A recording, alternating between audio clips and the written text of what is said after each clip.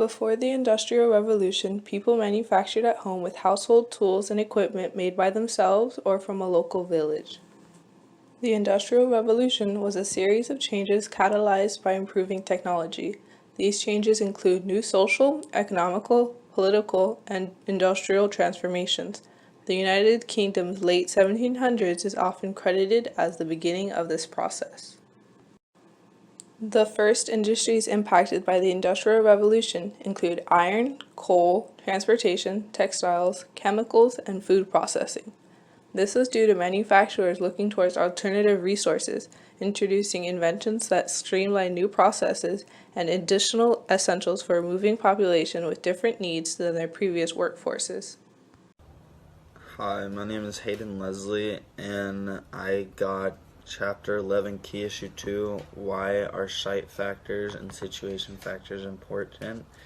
Site factors are unique characteristics of a location. Situations are transporting materials to and from the factory.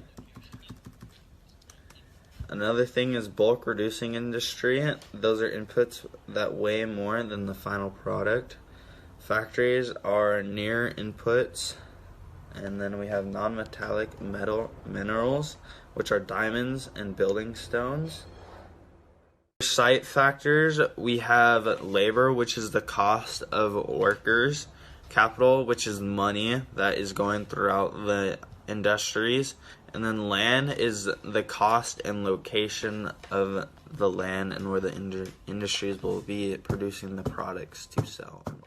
Another changing situation factors in key industries are copper, which are mining, concentration, smelting, and refining. Those are big situation factors in key industries. Another one is steel, which is in Pennsylvania to coast and then gone.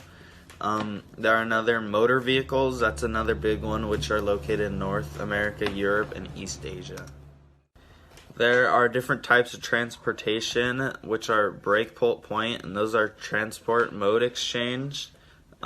Trucks, which is one, which have quick and access to any road. You have trains that go long hauls with no brakes needed. Ships that are low cost but very slow to transport your materials. And then air, which is very expensive and fast, which usually carry more expensive products, while ships carry non-essential products in a faster time. Another thing is situation factors, proximity to markets, and those are optimal location is to close customers. Bulk gaining industry is what makes something that gains bulk, like fabricated metals and beverage production. There's another thing that's called single market manufacturers, and those specialize in one or two customers. And there are auto part manufacturers, and then there are YKK zippers, which are factories in 68 countries to be near customers. This is a continuation of Key Issue 2. As we know, changing situation factors in Key Issue 2 are copper mining, smelting, refining, steel production, and different motor vehicle production throughout the world, such as North America, Europe, and East Asia. For example, in the 80s, the US was number one in steel. Fast forward to the 2010s, most of our steel production has now went to China and East Asia. As far as vehicles go in Europe, Germany has majority of vehicle plants, most being BMW, and Mercedes. In East Asia, China has lots of resources and minerals. Japan is very high-tech, and so is South Korea. Keep in mind, they are all easily portable and shippable. All of these industries depend on site factors and or the labor or cost of workers, and where land is not expensive. Key Issue 3. Where does industry cause pollution? One of the biggest pollutants of air, water, and land is industry. Pollution occurs when there is more waste than air, water, and land can handle. People rely on air, water, and land to remove and disperse waste from factories. As a country's per capita income increases, its per capita carbon dioxide emissions also increase. One of the greatest contributors to global warming is air pollution.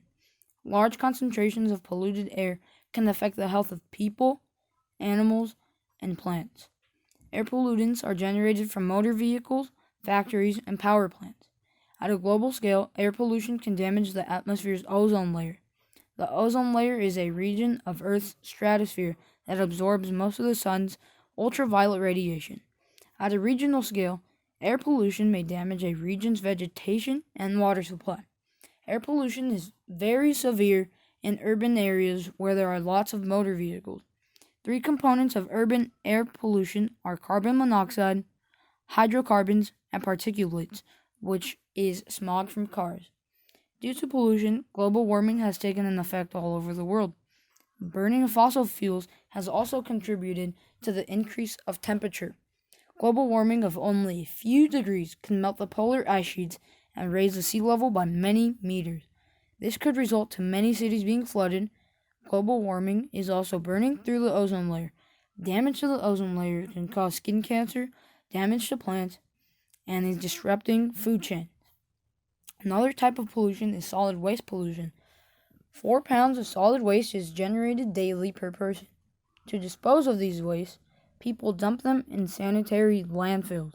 Industry shifts in the United States moved from the northeast to the southwest, which was Texas to California, and industries mainly bypassed in the south were after the Civil War, which it lacked infrastructure, and government policies at the time encouraged growth.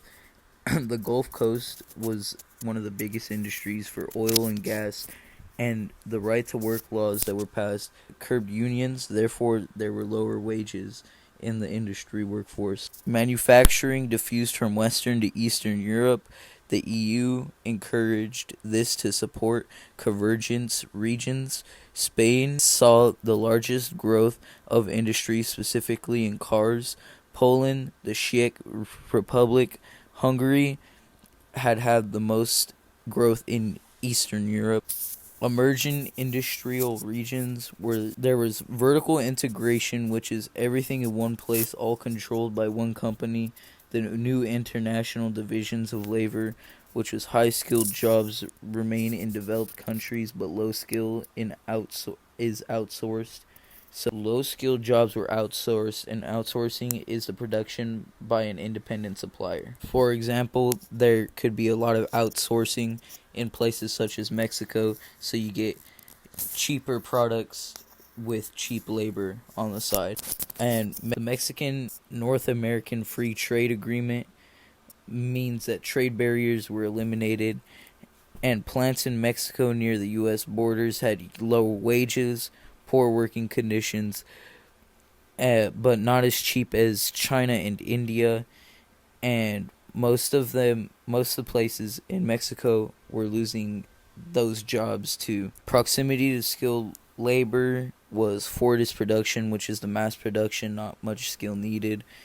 Post-Fordist production was teams, problem solving, leveling, and productivity. The just-in-time delivery was parts arrive daily or hourly, reduces money needed in inventory, saves money by outsourcing. Problems are labor, unrest, and traffic in nature. An American car means that the emissions the EPA considers a vehicle domestic of 75% comes from North America. Tariffs U.S. Department of Treasury considers 50% of U.S. or Canada. America Automobile Labeling Act makes it 85% of parts come from U.S. or Canada, and then the parts are usually domestic if 70% from U.S. or Canada.